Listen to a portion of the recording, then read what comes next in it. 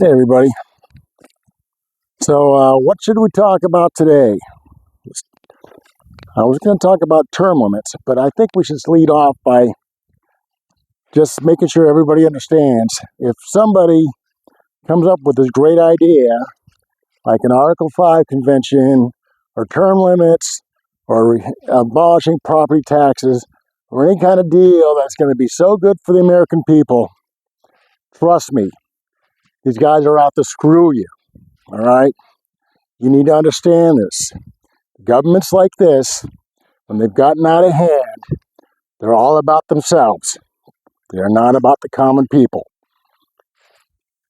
Do you understand that? Because if you don't, if you think you can trust the government, they're going to put you in a boxcar and take you to a camp, just like that. But it will be for your own good.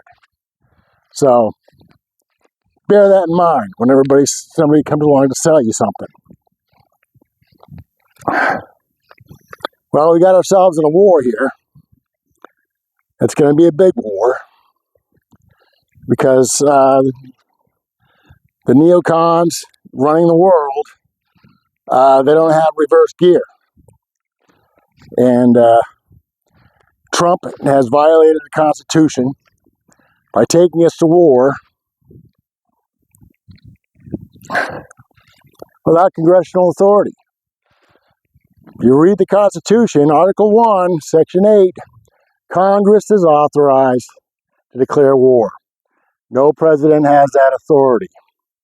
Now, back in 1973, they came up with the War Powers Act, which authorized the president 60 days to conduct military operations, but that's only in order to take care of any kind of emergency situations, not to drag us into World War III, which is exactly what Trump's doing here. Okay, this thing is escalating out of control. In spite of what you might hear from CNN and all the rest of the talking heads that are bought and paid for by Zionists, the reality on the ground is logistics. We haven't got the ability to maintain a line of logistics out that far anymore. The world has changed. All of our shipping is at risk now. Yet here we are. And so why do I want to bring this up in regards to a new form of government? Well, it's easy, because under a new form of government, where a president is elected by an actual electoral college and is held accountable by that electoral college, besides Congress, we wouldn't have these things happening right now.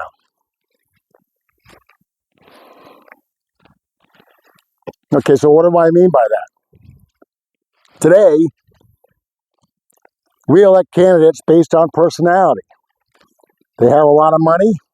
They know how to do commercialization. They know how to do packaging. They know how to get the American people to go ahead and elect somebody who probably hasn't got the wherewithal to be the president of the United States. That shouldn't be the case.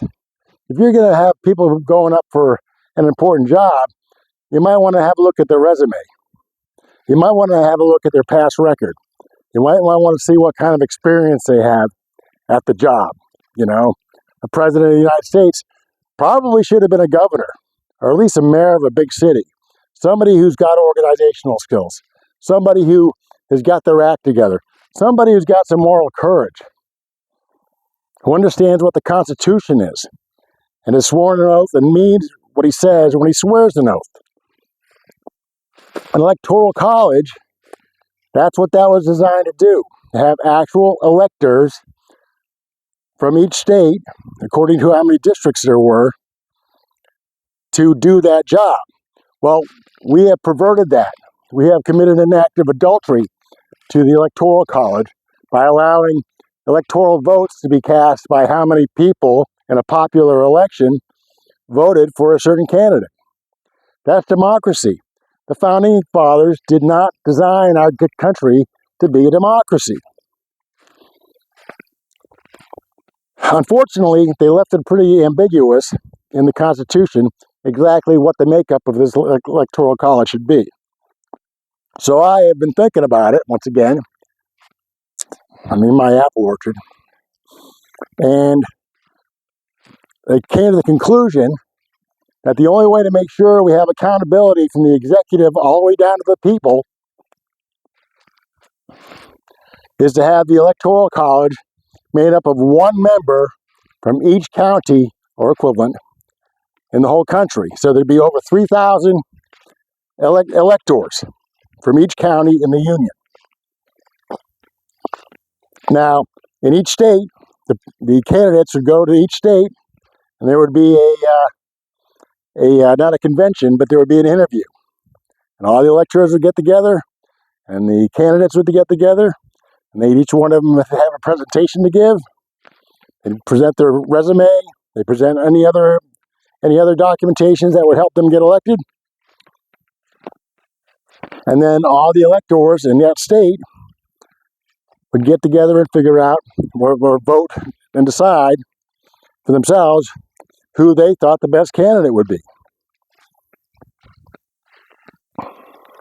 So at the end of this period, there's 50 states, so say 50 weeks. Okay, that's 1 year. Huh, pretty neat, right? So the whole thing begins in, say, August of the previous year, which is like the campaign schedule is. I'm walking pacing around here. I got the sun shining pretty bright today. See my apple woodpile? So each state would have their convention with the candidates, and the electors would choose who they thought the best candidate would be. Well, at the end of this 12-month period, all the ballots would come into the U.S. Senate to be counted with all those people there. So there's no funny business. Now, what does that do? No more voting box issues. No more stuffed ballots. No more hanging chad. No more of that crap, okay? And then we also have candidates that have got to answer to somebody because they actually have the Electoral College. And the Electoral College doesn't go away at the end of their job. Every year, they provide an annual goddamn performance evaluation to the president, helping decide whether the president should have continued service into another term. So the president is continuously reminded that he needs to keep his act together in order to be reelected by these people, by the Electoral College. Now, if you have a president like we have today, who decided to cast away the Constitution, this Electoral College could get together and say, okay, we're going to write a letter of censure to the president, and we're also going to write a letter of recommendation to Congress stating that this person needs to be impeached. This is how you make sure you have your president accountable to the people. Everybody understand that? I hope so, because it's a beautiful idea, you know, and it makes sure that these people in these upper offices are held accountable by the people down in their counties.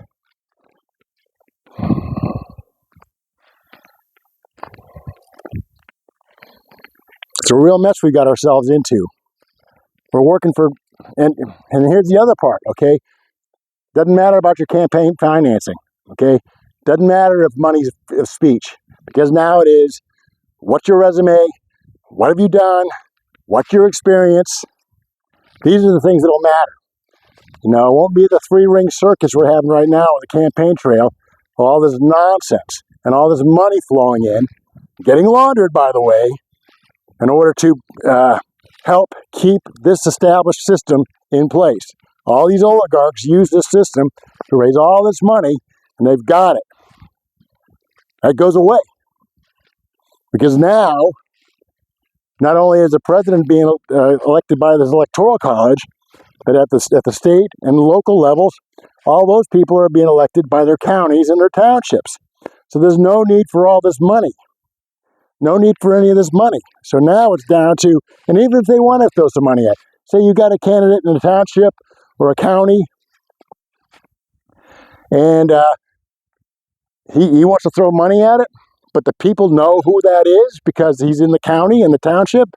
Your reputation goes a long way. So if your county and township know that you're a dirtbag, then it doesn't matter how much money you spend, you're not going to get elected. So that's how we can start containing all this corruption and getting it out of our government.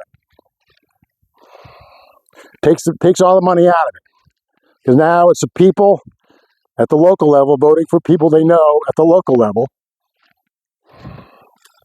and at the state level, same rules apply with the governor. Okay, same rules apply with the governor. The governor would have to go through a whole panel from each of the counties, be questioned, and be decided upon whether that person's going to be good to be the governor. And that electoral college would do the same things for the governor as well. This is how you control the executive office, making sure they understand they are still, they're not answerable to God, at least they're answerable to somebody here on earth. So that's what ought to happen. That would stop all this nonsense. Unfortunately, we've come to this point. If this our country was designed, this Constitution was designed for godly and moral people. And actually, I believe that the general population of this country is still a religious and moral people. It's just the people that got themselves in power because of the ability to spend money and to deceive people that we're in the mess we're in. So, everything goes back to the local governments. We can control our local governments and get our local governments to control the upper tiers of government, then we got a fighting chance of keeping the union together. If we can't, then this doesn't have a chance. Okay, we've got to get control of the money. We've got to bring our wealth back to our townships where we can control that, and the state and federal governments have to come to us, hat in hand, to ask us for money instead of us having to go and beg to get our money back through subsidies and grants and other crap. Okay, we got to flip this whole government back right side up again. So I hope this is helpful. God bless all you, and I'll see you next time. Aloha.